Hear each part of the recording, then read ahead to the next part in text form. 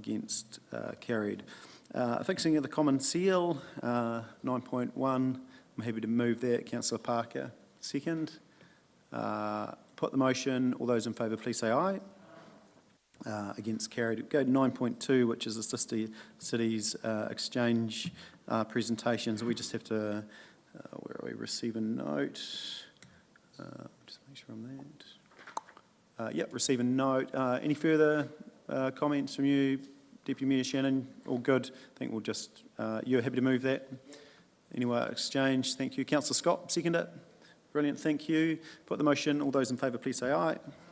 Against, carried. Now we welcome Nigel Davenport, 9.3 Venture Timaru Quarterly Report to the 30th of June 2023. Thanks, Nigel. Thank you for waiting. Thank you, Your Worship. Afternoon, elected members and everyone else. You called a Nigel earlier on, Your Worship. I was ready to jump up, but there's plenty of Nigels around and one to come still, so might have to have a deed poll for some name changes around the place. Hey, look, thanks for the opportunity to come and talk to you. The quarterly report is the quarterly report through to the end of June. Just to provide some clarity, it includes unaudited financials for the full year to the end of the 30th of June. So we've since completed our audit, which was clean, and it went right up to the last day, as tends to happen with the auditors. So that audited financial statements for the 30th of June has been submitted to Council as required by the end of September, I think it was, and it includes commentary around the full year. So the paper you have in front of you is very much the quarterly report. And we obviously have a workshop with Mayor, councillors and senior staff scheduled for mid-November, which will talk to the full year that was, if I can put it that way. What I would say is obviously the quarterly report and our audited financial statements, which have been submitted to Council, can't include all we've done and achieved during the year, but as is known, our door's always open. So we thank those councillors and staff that take up the opportunity to have a coffee with us or a catch-up with us and have some more in-depth discussions around specific topics of interest, and we welcome that as well and look forward to that continuing. So just to provide a wee bit of context, I think it's fair to say that economic development in recent years has evolved to be much more than growth for growth's sake, to be much more focused around collaboration, connectedness and ultimate benefit of community inclusivity and wellbeing. So a lot of advocacy is undertaken. Mayoral Forum, Canterbury Mayoral Forum, Regional Schools Leadership Group, MOE pathways, those sorts of things, but also the piece of work that the Mayor and I kicked off a number of months back around just ensuring that this part of the world is front and centre of central government when they're making some decisions around funding, and it's even more important now with the change of government. So we've been doing a bit of work behind the scenes, having those conversations with what was then the opposition. Also sustainability, very much alluded to in our report, is our work in the sustainability space, which is fully aligned to Council's sustainable environment goal as well. So those big things around waste, the work we're doing with our Sustainable Attainable group, but also energy, ensuring that we're the second region to have completed our decarbonisation project as well. So some really exciting opportunities in those spaces. Promotion continues, support through CBD group, BCGs, those sorts of things. So involvement with sister cities and strengthening families in the City Town Steering Group. So one of the stats that I just wanted to make you aware of too was the work we do, you're aware, in the My Next Move, which is the taking all the business connections we have into the schools to sit alongside the careers advisors. There was nearly 20 events that we helped facilitate last year, including the Pathways Expo. More than 3,000 of our students were exposed, educated and excited about 140 different businesses, and all 12 schools through the wider South Canterbury area were involved with that as well. So really exciting stuff, and there was a good event this morning in that respect too. Just before I open the floor and I'll stop talking, is that I just want to publicly acknowledge organisations like the Sea Play Group, the two biking groups that have presented here today. What these groups have achieved and are achieving is right at the heart of our communities. And special mention, I know Councillor Jackson's been involved with Sea Play, but we had the opportunity to have a look through that the other day, and it's an absolute massive asset for this area. And hats off, and I just wanted to publicly acknowledge the work that the Sea Play Group have done in that respect, and can't wait to jump on the I'm wondering what the weight load might be on the Flying Fox. We can talk about that later. But and finally too, I'd just like to endorse and support the two applications today. We've been involved to a lesser extent with with Scotty and the crew, but definitely with the Central South Island Trail. So we are fully endorse and support the completion of that spine. We've been working with our wider community, the community boards and council around identifying the other connectors. Are they the ribs off the spine? So the Wash Dyke to Temuka, to Winchester, to Geraldine, to Point and back again. So we have identified priority routes and secondary routes for those, and working with Susie and the team internally at council around those inner town and inner city ones as well. So, you know, the other piece with that finally is really around the fact they are community connectors. So, for example, McCain have a number of staff that actually bike to work now from Point rather than actually jump in the car. So you add that aspect to it as well, and it's pretty cool all around. So hats off to both of those groups, or all those three groups that I've mentioned too. So thank you, Your Worship. Sorry. You're right, thanks, Nigel. Questions for Chief Executive of VT? Any questions? Councillor Shannon. Just a quick one, Nigel the second. Noting you'll be Nigel the first, of course.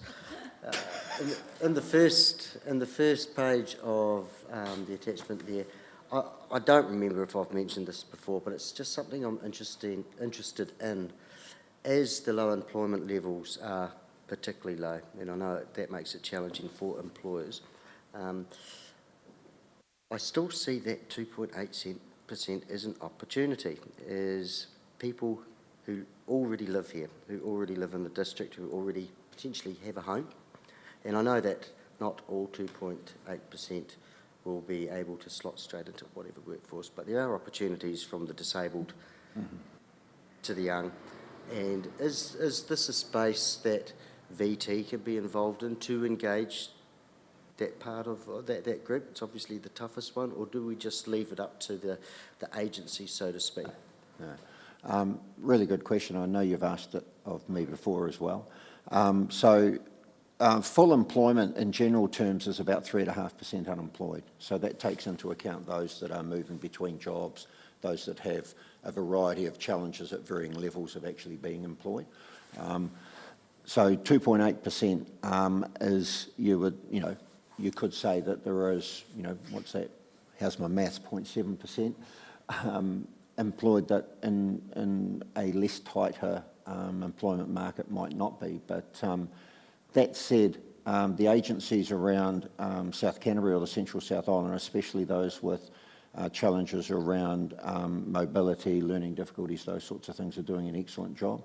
The role that we play is ensuring that businesses who are providing opportunities for those people in our community across the wide range are highlighted, so that others can actually look over the fence and go, oh, look, we've employed, Bob, they're doing this role. There are some challenges in respect to that. So our role very much is when we hear of those things and the engagements that we're having. We know Fonterra has recently launched a bit of an initiative in that space.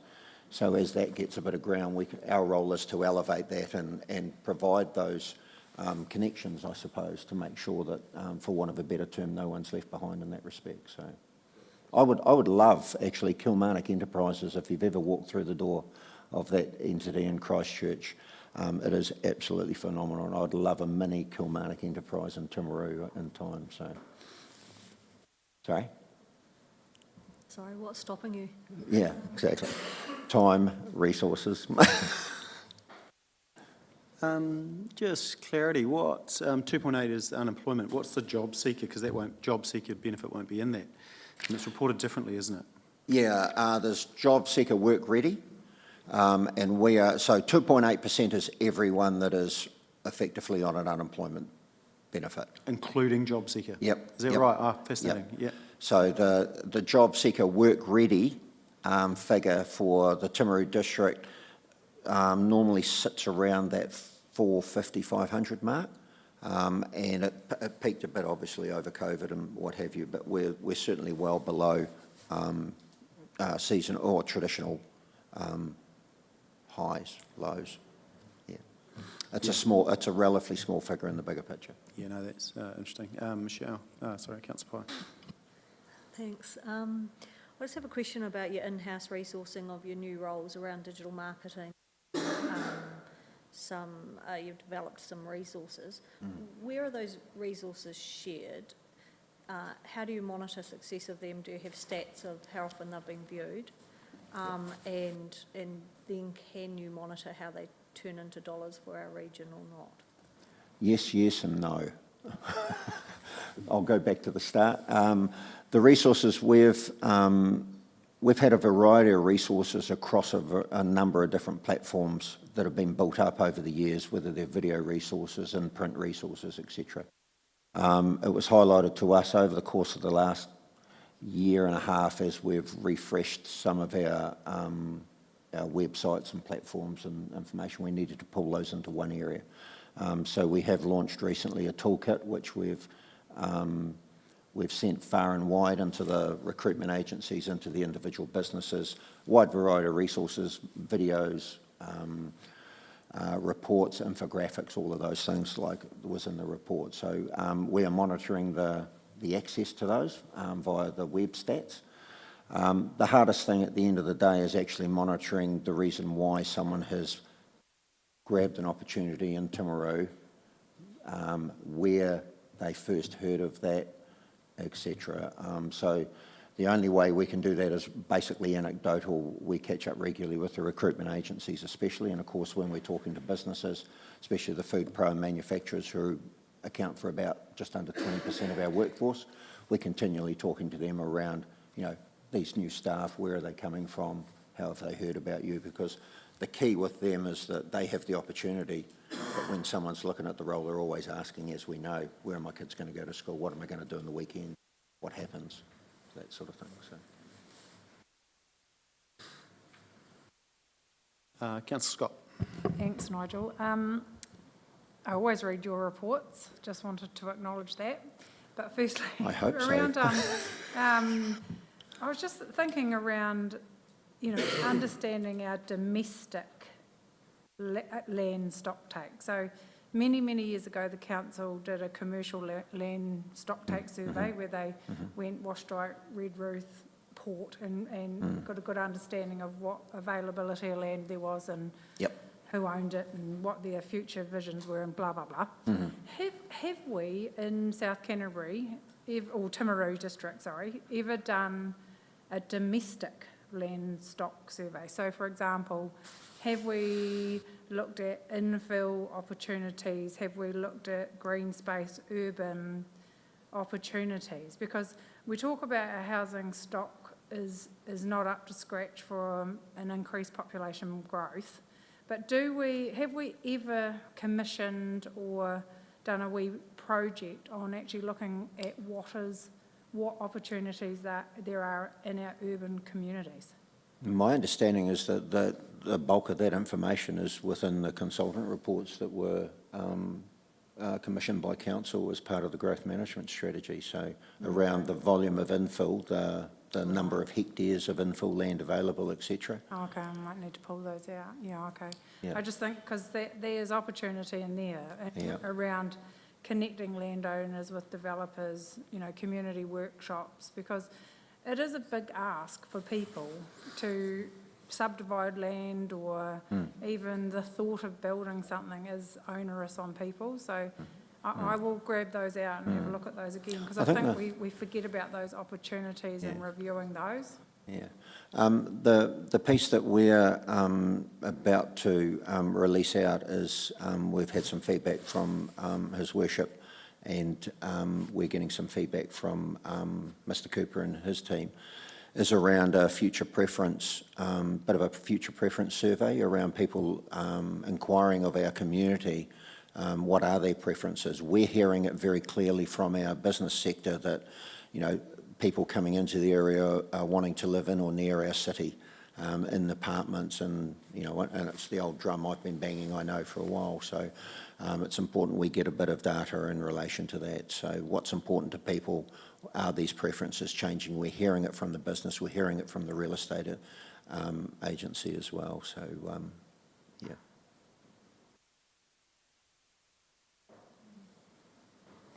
Councillor Shannon. Councillor Oliver, sorry. Councillor Oliver. On behalf of Mr Shannon. Just got a quick question, Nigel. I was up at Woodbury last week and there was about 20 odd caravans parked up there. It's probably cheap, it's $10 a night, I think, and there's a toilet and I think I'm just worried that Timaru's missing out on that. Yeah. And we're being bypassed by those people, and it's a real easy grab.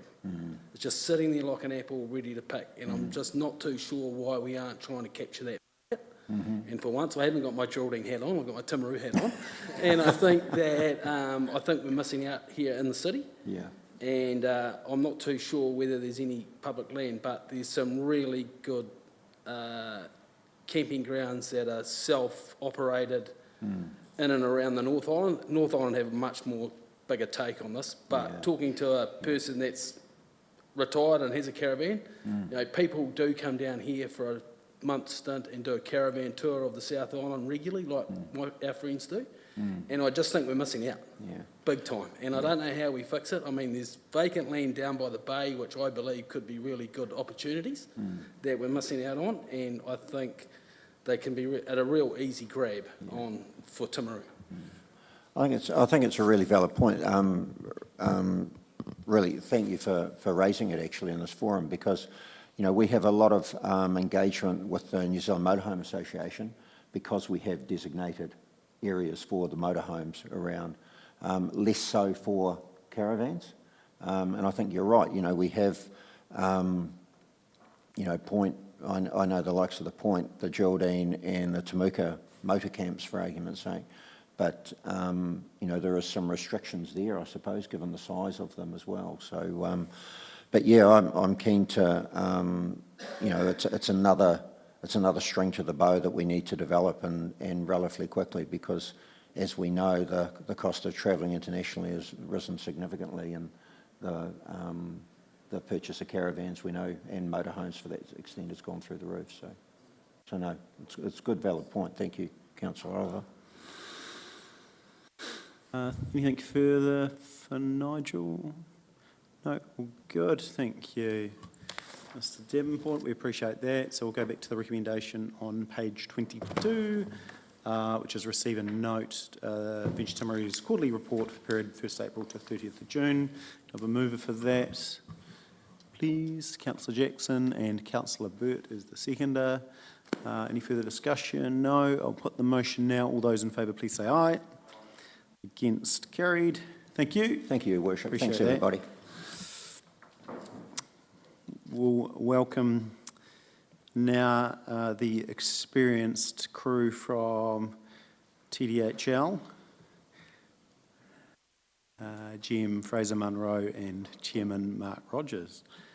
Thank you. And you're here to present the financial management report, but I do offer the opportunity to reply, if you so wish, to the public forum presentation by Mr Wilkinson in regard to Stafford Street property. Thank you. Thank you, Your Worship and Councillors. Thank you for having us along today. As you do every quarter, we appreciate the ongoing forum to provide transparency through this process. I note Mr Gilkinson has left, which is disappointing, having provided his view on TDHL but not being available for the TDHL response. I will speak on South Stafford Street now. I'll go through a history of South Stafford Street. It was purchased in 2018 under a different board and operating structure that has since changed through the Martin Jenkins report and changes of councils. The original intent was to combine all sites through demolition of all buildings. Since then, the Bluestone building has been given heritage status. That building will be retained and maintained, a process currently underway. That is why it is the 3 sites being combined as for development in line with the original intent. In May 2021, the board engaged with Timaru District Council councillors on the desired outcomes for the South Stafford Street sites, and in late 2021 we put out a public tender where we received 4 tenders, 2 of which were shortlisted, the preferred option being the hotel development, which subsequently did not progress, but that was publicly tendered. During this time, since 2018 to now, Fraser has indeed talked to Mr Gilkinson. His recollection is around 2020, and throughout he's talked to numerous other parties throughout that time. Including the neighbours? Including the neighbours. The consistent message, as we have said in here repeatedly, is that we are open to offers. Anecdotal offers are not enough. We request from people we discuss with formal offers. That covers both financial aspects and the components which are related to the desired outcomes to add vitality to the CBD. We're still open to offers meeting those criteria, and we'd also welcome any meeting with Mr Gilkinson where he can provide further elaboration on anyone that we have supposedly turned away. Broader comments that were made regarding other historic decisions by TDHL, such as the showgrounds, add little value under a completely different board and operating structure. If we wish to go back about the past, we could discuss the magnificent investment by Port of Tauranga in Primeport and how great the outcomes have been there for the community, driven by TDHL. However, we'll focus on the current. We operate professionally within the mandate of our SOI. Council are the representatives of ratepayers, and TDHL openly engage with TDC and wider stakeholders.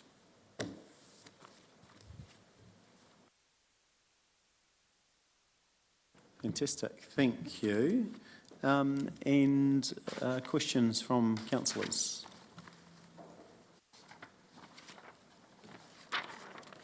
I can, and then I'm happy to Yeah, we might present just, the is there any quarterly question? report when you- Yeah, well, we might just divide it into any questions in regard to that approach and response? No, all pretty comfortable, and I'll just clear it away now. There's no will to instruct, and I think it would be very uncommon for council to get in the way of a regulatory process, dangerous around precedent setting to say the least. So I'm assuming there's no will to do any of that. Notes all go now and pass back to you, Mr Rogers, in regard to your report. Thank you. Thank you. Just one change in regards to the cover note there. It states in point 2, this is provided by council as a cover note, but I'm just clarifying there's been an adjustment, that Audit New Zealand are yet to formally sign off the annual audit. That has subsequently been signed off by Audit New Zealand. It's an unmodified audit opinion, and we met statutory deadlines, and Fraser will speak on those numbers when we give an update on the financials. In regards to the report itself, I'll just touch on a couple of the summary points contained. 2022-23 has seen TDHL continue to grow, actively invest in its future and still deliver a sustainable return to council in an increasingly challenging economic environment. The strategic refresh undertaken during the year has enabled TDHL to deliver its significantly updated and focused statement of intent to council.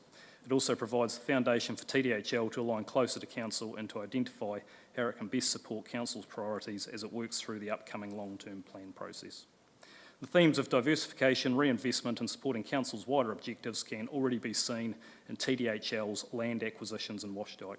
These will ensure it can continue to support the growing port-related business and industries, as well as providing wider opportunities for the district to grow its economy. While the challenging economic conditions have affected the South Stafford Street development, the long-term future of the sites and the role they can play in supporting council's projects in the wider CBD remains protected. We have continued to focus on our associate investments of Prime Port Timaru and Alpine Energy through direct engagement with the respective boards and our fellow shareholders. Continuous engagement ensures that we maintain a strong collective understanding of the challenges they face and the support they require. Financials. Yeah, I'll just touch on some brief financial results. The audited net surplus after tax was 20.7 million, which was up from 13 million last year, primarily driven by share of associate surplus and property revaluation. The property portfolio was revalued at $62.7 million this year, and our property revenue was up from 2.8 million to 2.9 million. The total cash payments provided to council was 2.3 million, which includes 1.28 of interest payments. So it's been another successful year for TDHL, but we continue to reinvest in the company and reinvest in future revenue-generating investments.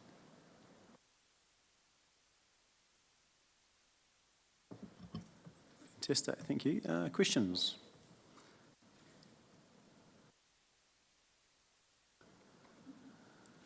Just like that, perfect result. Can I say on behalf of the board, I'd like to acknowledge and thank the Mayor, Councillors, Chief Executive and Council staff for their support and collaboration over the year. Look forward to an exciting year ahead. And just finally, I know the Chief Executive's gone, but this will be the last time that we present to him, so we'd just like to thank him for his engagement over the last number of years. We wish him well in his future endeavours, whatever they may be. Thank you, and we'll pass that on. Chief Executive will be back shortly, but appreciate that. And thanks for all the work, and I think to your point around, stemming back to Martin Jenkins' report, and lots of work has gone in to getting the holding company to where it is now, and I think actually it's going to continue to serve the community really well. So it's helpful when we have some really positive light shined on the good things that are done, rather than these so-called behind the closed doors meetings. So ultimate conspiracy theory, isn't it? I'd love to get in on that meeting. Anyway, any further questions? No, all good. I am happy to move that we receive a note, and so I'll just go back, both 1 and 2. Can I have a seconder, please? Councillor Burt, thank you. I'll put the motion now. All those in favour, please say aye. Against, carried. Brilliant, thank you, team.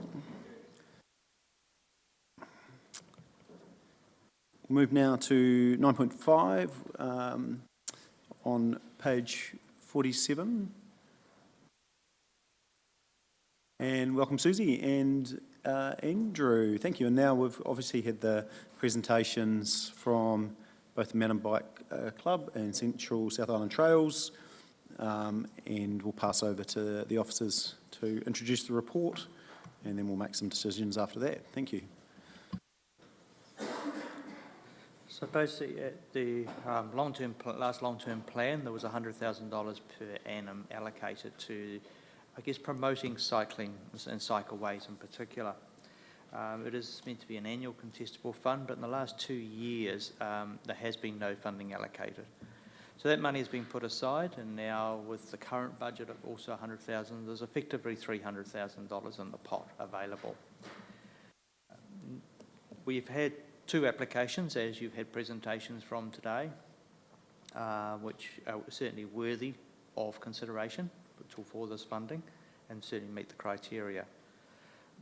Normally this sort of funding would be done through the donations and loans policy, but at the moment, at this point in time, it doesn't include the cycleways, but there's certainly moving forward the intention is that it will be incorporated in part of that process. So this could be seen as a one-off consideration.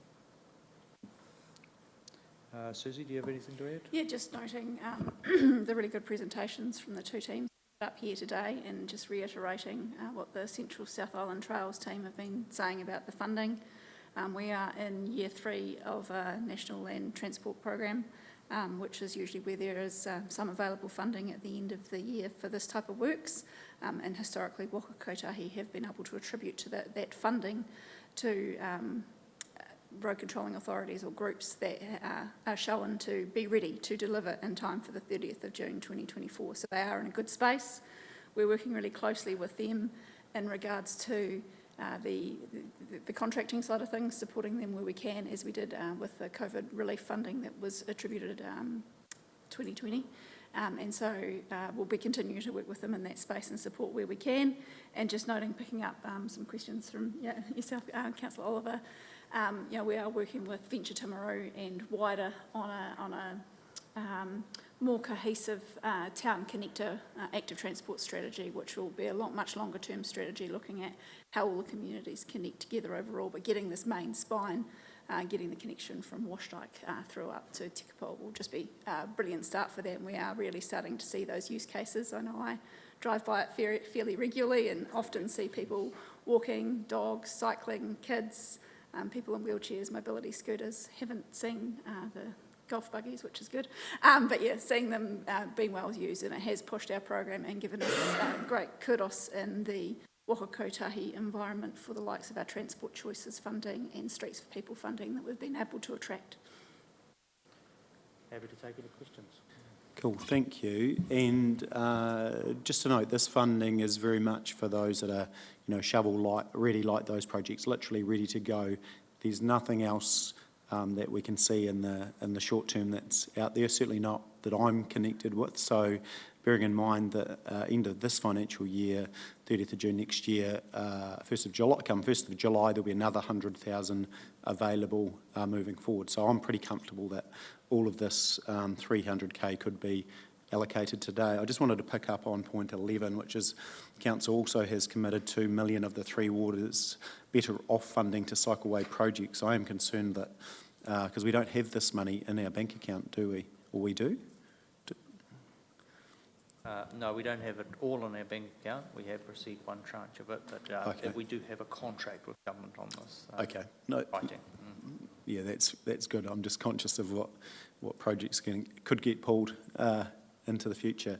But so we could, if council so wished, we could recommend that some of that funding, if there was a shortfall, could get used as well, couldn't we? Potentially. So I guess where I'm going with this, if we were to give 100 to the pump track and only 200, although they've requested 250, I believe, to the cycle trail, 50,000 shortfall might be picked up with the Better Off funding, as an example. Yeah, yes, Your Worship, it was highlighted in our funding application that would be probably the high priority route to finish off. So yes, we'd be able to look to allocate funding from there. I think there is, that Trails money has actually hit the bank accounts as well. Some of it has, yes. Yeah, we're just in a really good position to support the pump track as well, and see it start, relatively quickly, which is pretty positive for the region. But we'll go now to any questions from the floor. Councillor Scott, was it? And then we'll go Councillor Jackson. I just have 4 questions, sorry. One is, do we have any other projects in the pipeline? No punt. And the value of those projects, or are these the only 2 projects so far? I know you said that, but I'm just double checking that there is none other that you know of. These are the only 2 that we've had application for from a community. Okay, We do have perfect. some of our own projects, and Susie might be able to answer that one. Yes, so we've been obviously through the various township strategies, have been working with the community boards through their work, but some of that will be funding through the Better Off funding and other funding available mechanisms through Waka Kotahi and central, through local government as well. Just around the Central South Island Trails project, has Mackenzie District Council given any funds? I am unsure how they have arranged the funding from Tekapo down through to Dog Kennel Corner. Okay. And probably key just on that point is we're only funding within our district. Yeah, I know, just making But no, sure good, we're yeah. sharing the load. Yeah, 100%. And I just was a little bit confused about the pump track request, because in the application it had 10k, which obviously had come, but we're saying 100k. Sorry, it wasn't very clear in the report. So I just want some clarification on that, please. The 10 was what was requested, but via donations and loans, so we can allocate whatever we want. Yeah. So any anything we would, they would accept anything. But I think if this amount was larger, it would mean it could move ahead quicker. They had raised up 110,000, I think, from memory, and so they're about 140 short. Councillor Jackson. No, Councillor Scott stole my last question, so that's okay.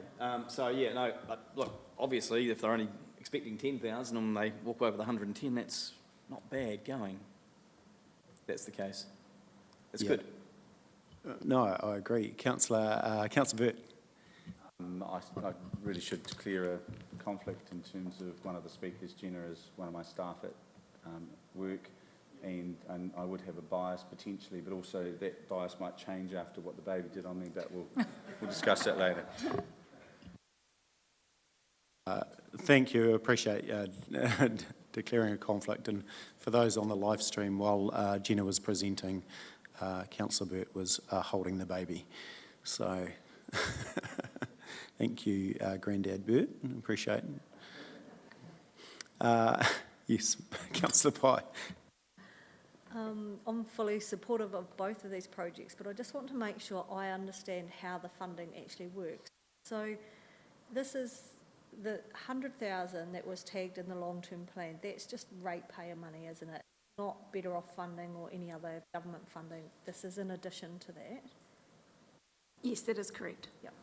And then does it actually carry forward, or how have we accounted for this? Because I'm conscious that yes, we didn't spend it 2 years ago, and probably more specifically last year we didn't spend it, but we ended up with this massive loss. So you could argue that it was spent, or have you actually provisioned it and put it in the balance sheet? So, because I couldn't see it in the reserve fund and I couldn't see it in the annual plan. So I just don't want to then have a budget blowout this year and go, oh, but that was that 300,000 you approved, is where I'm getting to. Thank you, Councillor Pye. I have received assurances from our finance team that the funding is there, and the $100,000 in the previous 2 years has been put aside into reserve accounts. So, I think to your point, and I know Trudy and her team did some work to find exactly where it was, but it would have been in another reserve effectively, is my understanding. And so now that moving forward will be brought out and will have its own budget line. Yeah.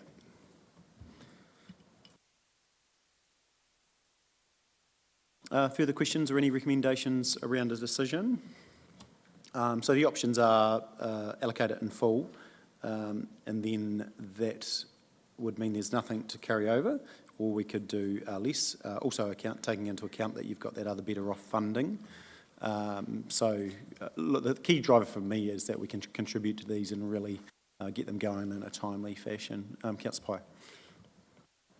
I'm just concerned about what other projects there may be in the community that we don't know about, and is it an option to give 200 to the South Island Trials, 50 to the pump track, keep 50 that we could then allocate to either of those projects in June, if there's no other projects identified in the community?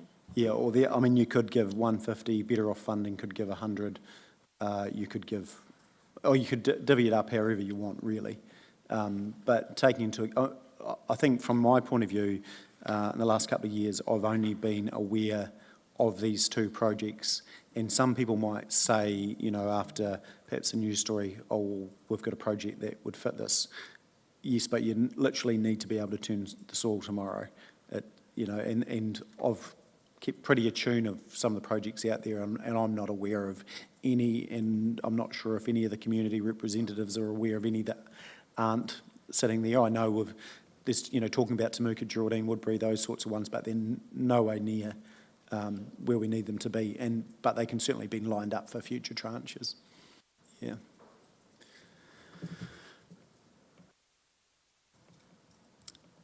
Cool. So as far as a way forward, do you want to keep a reserve in there, or are you happy to allocate everything?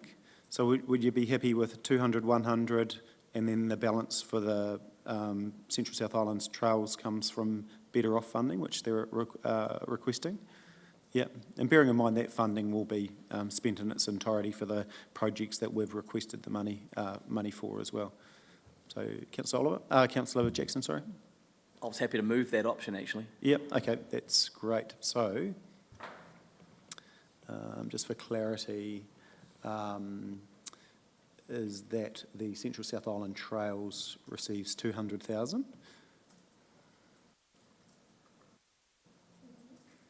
And that the South Canterbury Mountain Bike Club bike pump track receives 100,000?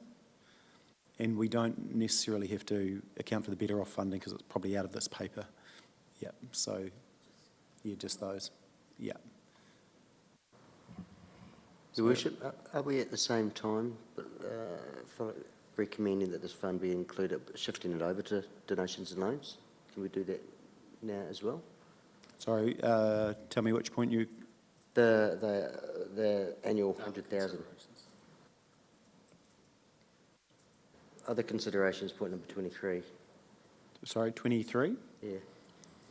It's basically a process issue, and it's just... So the process, so we're not doing that at the same time. That's all I was checking. Oh, Thank yes. you. Yeah, No, yeah, that's no, fine. yeah, apologies, yes. Yep. Yeah, no, that will be worked through in due course. In saying that, I'm pretty comfortable with the process in regarding, it's quite transparent that, people do, with these larger ones, get to come to council and present. I think there's value in that as well. But so we've got a motion, so Councillor Jackson moved that. Can I have a seconder for that?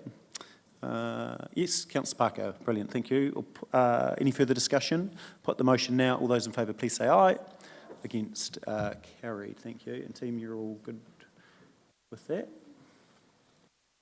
Yep, fantastic. Awesome, thank you.